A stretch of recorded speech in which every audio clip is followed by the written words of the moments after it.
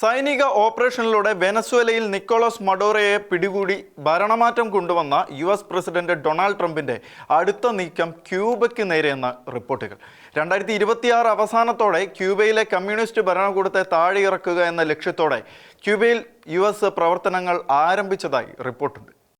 വലിയ വിവാദങ്ങൾക്ക് വഴിവെച്ച വെനസ്വേലയിലെ അമേരിക്കയുടെ സൈനിക ഓപ്പറേഷനു ശേഷം US പ്രസിഡന്റ് ഡൊണാൾഡ് ട്രംപിന്റെ അടുത്ത നീക്കം ക്യൂബയ്ക്ക് നേരെയെന്ന് റിപ്പോർട്ടുകൾ. 2026 അവസാനത്തോടെ ക്യൂബയിലെ കമ്മ്യൂണിസ്റ്റ് ഭരണകൂടത്തെ താഴെയിറക്കുക എന്ന ലക്ഷ്യത്തോടെ ക്യൂബയിൽ US പ്രവർത്തനങ്ങൾ ആരംഭിച്ചതായി റിപ്പോർട്ടുകളുണ്ട്. വെനസ്വേലയിലെ സൈനിക നീക്കങ്ങൾക്ക് ശേഷം ട്രംപ് ക്യൂബയ്ക്ക് മുന്നറിയിപ്പ് നൽകിയിരുന്നു. ക്യൂബയിലേക്ക് ഇനി എണ്ണയോ പണമോ പോകില്ല എന്നും തങ്ങളുമായി കരാർ ഉണ്ടാക്കണമെന്നുമായിരുന്നു ട്രംപിന്റെ മുന്നറിയിപ്പ്. മഡൂറോയുടെ ഭരണകാലത്തെ ക്യൂബയ്ക്ക് വെനസ്വേലയുമായി അടുത്ത ബന്ധമാണ് ഉണ്ടായിരുന്നത്. മഡൂറോയെ US പിടികൂടിയത് ക്യൂബയ്ക്ക് വലിയ ക്ഷീണമാണ്. ഇതിനൊപ്പം ക്യൂബൻ സമ്പദ് വ്യവസ്ഥ ഗുരുതരമായ അവസ്ഥയിലൂടെയാണ് കടന്നുപോകുന്നത്. വെനസ്വേലയിലെ US സൈനിക നടപടി ക്യൂബയെയും ബാധിക്കുമെന്നാണ് US കണക്കുകൂട്ടുന്നത്. 1999 മുതൽ വെനസ്വേലയിൽ നിന്നും വലിയ ഇളവുകളോടെ ക്യൂബയ്ക്ക് എണ്ണ ലഭിച്ചിരുന്നു. ഈ വിതരണം US ഇടപെട്ട് നിർത്തലാക്കിയാൽ ക്യൂബയുടെ പക്കലുള്ള എണ്ണ ശേഖരം ഒരാഴ്ചയ്ക്കുള്ളിൽ തീരും. ഇതിനൊപ്പം ക്യൂബയ്ക്ക് മേൽ വിസ നിയന്ത്രണങ്ങളും ട്രംപ് കൊണ്ടുവരാൻ പദ്ധതിയിടുന്നു എന്നാണ് റിപ്പോർട്ടുകൾ. വെനസ്വേലയിൽ അമേരിക്ക നടത്തിയ സൈനിക നടപടിയിൽ 32